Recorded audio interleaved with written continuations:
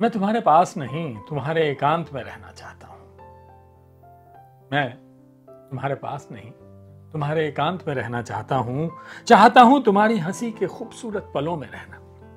तुम्हारे काम के बोझ से शलत हुई उनींदी पलकों, आटा गूंथती उंगलियों के पोरों के बीच, उबल कर बाहर निकलती चाय के हत्थे में होठों को गोल कर मारी जाने वाली फूंक, आटा सने हाथों से हटाई जाने वाली मुंह पर आई लट के साथ, नाखूनों में फंसे आटे को निकाल रही सीख, बिजली चले जाने से आए पसीने को पोंछती पल्लू, छोटू के दूसरे मोजे, टिफिन के ढक्कन और कुकर की सीटी सुन गैस बंद करने की हड़बड़ाहट भरी भाग दौड़ और रात को बिस्तर पर लुढ़क कर गिरी थकान में रहना चाहता हूं। मैं रहना चाहता हूं तुम्हारे निढाल हुए शरीर में, धीरे धीरे सकुचाते हुए उतरती नींद और नींद के किनारे लगे हरे भरे पौधों के साथ, सुबह मली जाने वाली आंखों के साथ रहना चाहता हूं हर रोज। हाय हाय, क्या बात है, मैं रहना चाहता हूं।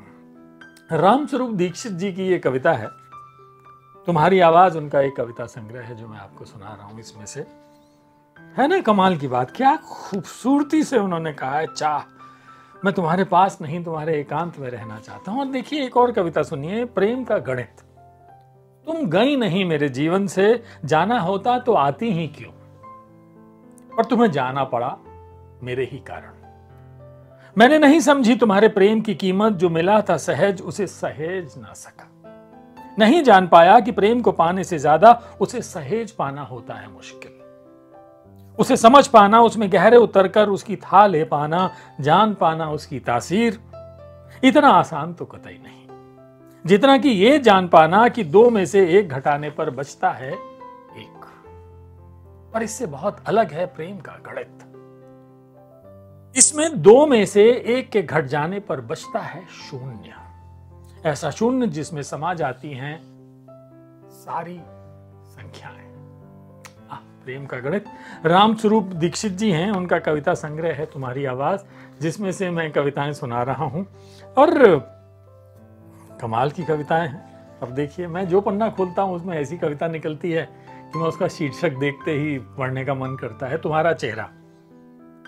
तुम्हारे संगमरमरी चेहरे से रिश्ता, प्रेम का रसायन आंखों के रास्ते उतरकर मेरे भीतर भिगो रहा मेरी पोर पोर, गला रहा मेरे भीतर की कठोरता। इस आर्द्रता से खिल उठे मेरे भीतर के न जाने कब से मुरझाए गुलाब। मेरा पूरा शरीर आंख बनकर चिपक जाना चाहता है तुम्हारे चेहरे पर। तुम्हारा चेहरा, रामस्वरूप दीक्षित, तुम्हारी आवाज। कमाल की ये कविताएं हैं। भावना प्रकाशन से ये संग्रह आया है। मुझे पता नहीं कहां से मिला, मेरी टेबल पे रखा हुआ था, अब मैं ना जानूं कहां से आया ये। अभी इसी साल का प्रथम संस्करण है 2025 का। तो आप इसे पढ़िए, आनंद लीजिए इन कविताओं का। मुझे तो बहुत मज़ा आ रहा है इन कविताओं को पढ़ के। अब मैं देखिए फिर कहूँगा कि वही पन्ना खोला है मैंने, मेरा मन कर गया कि मैं एक और कविता पढ़ दूँ। जब तुम बोलती हो, बहुत बोलती हो तुम। जब भी तुम बोलती हो, बोलते हुए कुछ या रहते हुए चुप या देखते हुए मुझे, तब खिल उठती है आवाज की देह, शब्द नाचने लगते हैं पहनकर रंगीन कपड़े, भाषा तैरने लगती है भावों के गहरे समंदर में। तुम्हारा स्पर्श पाकर आग उगलते शब्द हो जाते हैं बर्फ में तब्दील, एक राग बज उठता है मन की वीणा के तारों में। तुम्हारा बोलना महज बोलना भर नहीं होता, वो होता है धूसर चित्र में रंग भरना, और होता है ठूंठ में पैदा करना कोपल फूटने की उम्मीद। रामस्वरूप दीक्षित जी का ये कविता संग्रह है। आप इससे कविताएं पढ़िए, भावना प्रकाशन से आया है। आनंद लीजिए और चलिए मेरे साथ हम और आप इश्क।